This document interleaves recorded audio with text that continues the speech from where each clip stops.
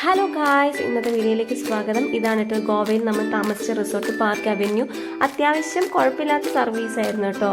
പിന്നെ രാവിലെ നമ്മൾ ഫ്രഷ് ആയി ഫോട്ടോസും കാര്യങ്ങളൊക്കെ ആയിരുന്നു എടുത്തത്. അതിനുശേഷം നേരെ നമ്മൾ ബ്രേക്ക്ഫാസ്റ്റിനായിട്ട് സൗത്ത് ഇന്ത്യൻ റെസ്റ്റോറൻറ്റിൽ കയറി നല്ല മസാല ദോശയും ചായയൊക്കെ കഴിച്ച് നമ്മൾ നേരെ അഗോഡ ഫോർട്ടിലേക്കായിരുന്നു കേട്ടോ പോയത്.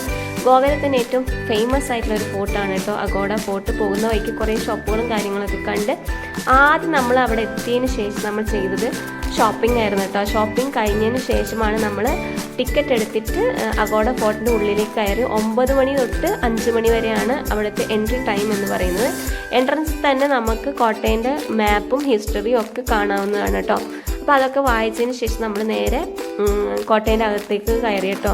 അപ്പോൾ ഒരു കല്ല് പതിപ്പിച്ച ഒരു നടവഴിയാണ് കേട്ടോ ഉണ്ടായിരുന്നത്. പിന്നെ അകത്തേക്ക് പ്രവേശിക്കുമ്പോൾ കോട്ടയൻ്റെ പഴയ ഫോട്ടോസ്, പുതിയ ഫോട്ടോസ് അങ്ങനെ രൂപകൽപ്പന ചെയ്തിട്ടുണ്ടായിരുന്നു കേട്ടോ. പോർച്ചുഗീസിൻ്റെ കാലത്താണ് ഈ ഒരു കോട്ട പണി കഴിപ്പിച്ചത് കേട്ടോ. നല്ലൊരു ഫോട്ടോ ആയിരുന്നു കേട്ടോ. നല്ലൊരു എക്സ്പീരിയൻസ് ആയിരുന്നു ഇവിടെ വരാൻ പറ്റിയത്. പിന്നെ അതിനുശേഷം നമ്മൾ ഫോട്ടോസും വീഡിയോസും ഒക്കെ ചെയ്തതിന് ശേഷം നേരെ നമ്മൾ ഫുഡ് കഴിക്കാനായിട്ടാണ് പോയത്. അപ്പോൾ ബാക്കിയുള്ള വീഡിയോസ് നമുക്ക് അടുത്ത വീഡിയോയിൽ കാണാം. Bye guys.